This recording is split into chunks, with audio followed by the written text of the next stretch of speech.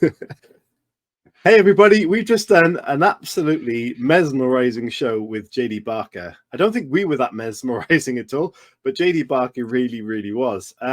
He has got stories like we've never had on the show before, name dropping like you wouldn't believe, the biggest authors around, and telling stories that were hilarious and crazy, transforming into this incredible person who can basically take on people's work, writing for Bram Stoker, the family, and all sorts of crazy things. This show really kind of blew both our minds to the point where we couldn't really speak very well. But yeah, we absolutely loved it. And that's one of the reasons you should definitely check it out. Chris, what did you think about it? Yeah, I mean, straight away, you know, with these things, we've done 300 interviews, and straight away, I knew it was going to be different.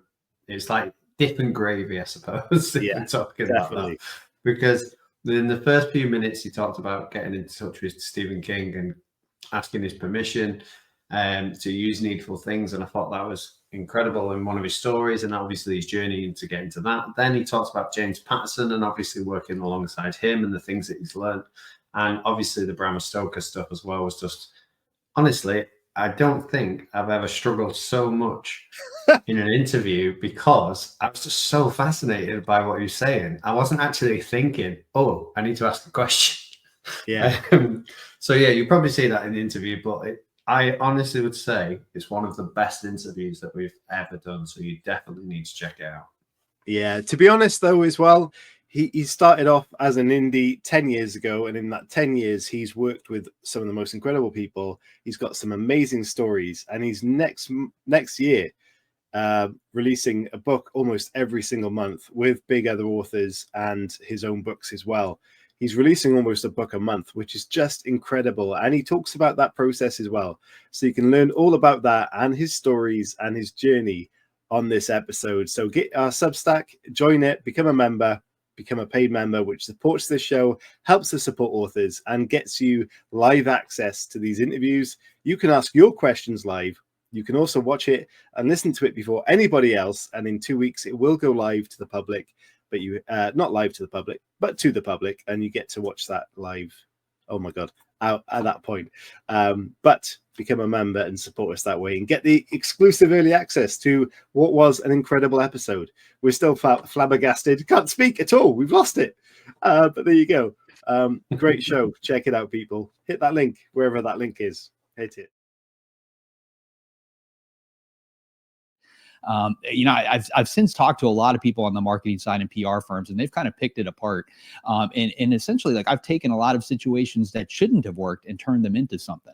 So to give you an example, so my very first book, Forsaken, when I wrote the book, I had to explain where the wife buys a journal. And just to get that last page down on paper, I wrote that she walked into Needful Things, Stephen King's store, and bought it there. Something you're not allowed to do. The lawyers would come knocking on your door if you tried to put that book out. And I fully expected to have to change it on the rewrite on the next draft. But my wife read it and she said, you know what? I think before you do that, you should try to get King's permission to use it. So, being as naive as I was at the time, we were in Florida at my mom's house. She actually lives about 10 minutes from King's house. We printed up the manuscript, hopped in the car, and figured we'll go over to Steve's house. He'll be outside gardening or something. I'll hand him the book. He'll give me a big thumbs up, which might mean something different in a different country. We'll be on our way, and that's it. But, it actually didn't play out that way. He lives on a little island off the coast of Florida. So you go over this tiny little bridge. If you make a left, you go to like the public portion of this bridge where the bars and the restaurants and all that kind of stuff is. And if you make a right, it's like the entire half of this island that Stephen King owns. And there's immediately a private drive sign, and there's a no trespassing sign. And there was a gate and another gate. And like, we got a half mile down this road, and I'm watching the trees for snipers, thinking this is probably not my best idea. So we turned around, we went back to a little restaurant. I called a friend of mine who knew King and told him what we were doing. And he said, oh yeah, don't stalk Steve. Here's his email address. Send him the book. If he likes it, he'll get back to you. If the book is shit, he probably won't reply. I'm not sure if we're allowed to swear here, so forgive me. Yes, please do. So, luckily King liked the book. He gave me his permission to use it. And that was kind of that. When the book came out, I indie published it. And, just like what you had mentioned, like hardly any sales straight off the bat. I got a few, little word of mouth stuff going on, but nothing crazy. So I hired a friend of mine who was a publicist. And at the time, she had been working out in LA with a lot of rock bands. And I said, hey, you want to try to work a book? And we started brainstorming, and I told her about my failed trip to Stephen King's house. I never actually got there. And she's like, you know what? That's the story.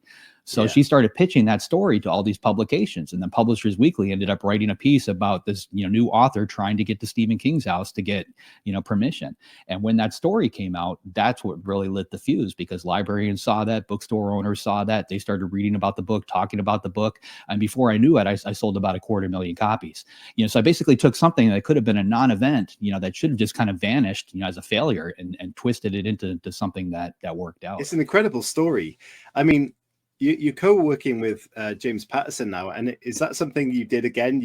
You pursued him, or was the kind of notorious, or the legend of your career already hitting him, so he approached you? How's that working out? So my second book was called The Fourth Monkey, which is a serial killer thriller set in Chicago. I'd sold so many books on the indie side, I had no trouble getting a trad deal for the second book. And one of the things that they ask you to do is, mail out copies of your book to all these big name authors. Your editor kind of does it on your behalf, hoping to get that little quote, for the back of the book. Yeah.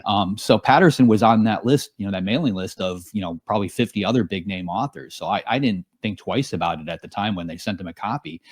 One day I'm sitting at my desk and I'm writing, and I get a phone call, and it's a Florida area code. And I used to live in Florida, so I figured it was somebody I knew. I pick up, and he's like, "Hey, it's Jim Patterson. You got a second?" I'm like, "Yeah, sure it is." I'm listening to this guy talk, and I'm thinking, this is one of my buddies trying to prank me. And he starts going into his review of The Fourth Monkey, and I got about a minute into it. I'm like, this might actually really be him. And we kept talking, and then eventually we decided to meet for lunch next time I was in Florida. And the general thinking was we want to try and write a book together. But when we met, we realized it probably wouldn't work, because I was a pantser, which I imagine you guys have probably talked about a million times. And he was a notorious outliner. He does 30 to 60 pages for every book. Wow. So it seemed like it just wouldn't work. It's just two completely different styles. So we kind of walked away from that lunch, we're glad that we met each other, but that was kind of the end of it. And a couple months later, I heard back from him. He's like, you know what, let's try to do this your way. Let's pants the novel. So I'm the only guy that's ever gotten James Patterson to pants a novel. So I would write a chapter. I would paint him into some kind of impossible scenario, thinking there's no way Jim is going to get out of this. I'd email those pages off to him. 15 minutes later, he not only, wrote another 10, 20 pages, but he got out of it and put me in an even worse situation. And we went back and forth this whole book, just trying to one up each other. And it's the craziest, twistiest book I think I've ever written, but it was so much fun. And then when we finished it, he said, you know what? Okay, we did it your way. I want you to try it my way. Here's an outline. So he gave me an outline for a book called The Noise, and we wrote that one. And honestly, it went so much faster, so much easier. Hardly any words on the cutting room floor when we were done. Like, we got to that last page and we were done. Just a little tweaking. When you pants a novel, for me anyway, I would write 140, 160,000 words. That second draft, I'd go back, I'd cut 80,000 words out and kind of trim the fat and turn it into a real story. There was a lot of work on the back end. And when we outlined it, that didn't happen. So I've been outlining ever since. So the guy kind of convinced me to go that route. Wow. That's really, really interesting. There were two things that really sold me on it. I mean, Dracula was what I consider the first adult book that I ever read. I read a lot of like Dickens and stuff like that when I was growing up, and my mom owned an antique shop. So we used to go to a lot of yard sales, and we were at one on a Saturday, and somebody had a box of books, and a copy of Dracula was sitting up on top for 25 cents. And I picked it up and looked at the cover. I was like, there's no way my mom's going to let me buy this. And she let me buy it and read it. And it's one of those books that I've gone back to over the years. Probably every 5 years or so, I read it again. And it kind of takes on different meaning as you get older, and you pick up on different nuances about it. But when Dacre Stoker first approached me about this project, he's Bram's great-grandnephew. His family had read Forsaken, my first novel, and he told me that the family had been trying to find somebody to write a prequel to Dracula for a while, and they were hopeful that I would be willing to pick it up.